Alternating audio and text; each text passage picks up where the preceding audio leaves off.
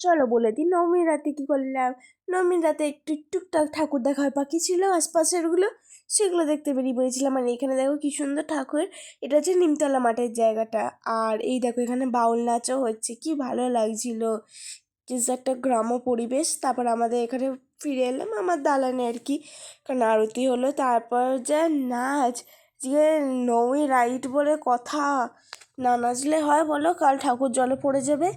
ওই জন্যে এখানে দেখো মানে এখন নেচে নেচে আমরা সব মানে হাঁপিয়ে গেছি, তার আগে তো আরও চলছিল। মানে কী বলবো। আর তোমরাও বলো তোমাদের পুজোটা কেমন কাটছে, মানে কেটে গেছে আর কি, কেমন কাটছে আর কি। আর আমাদের পুজোটা ভালোই কেটেছে, দারুণ মজার মধ্যে। আর এখানে এখন তো এখানে করছি, আর তার আগে আপনারা ভেতরে মানে মন্দিরটার ভেতরে জায়গা আছে, ওইখানটায় মানে একজন করে বসছে, আর তারা হাত ধরে ধরে আমরা পুরো জায়গাটা টেনে টেনে ঘুরে বেড়াচ্ছি, ভাবো একবার। তারপর এখানে অনেকক্ষণ ধরে ছিলাম, সবাই মিলে নাচছি, আমি নাচছি, মা নাচছে, সবাই নাচছে। আর কখনো কখনো চটি পায়ের তলায় এসে পড়ছে, আর আমরা ভাবছি কী না কি বলে ভয় পেয়ে যাচ্ছি।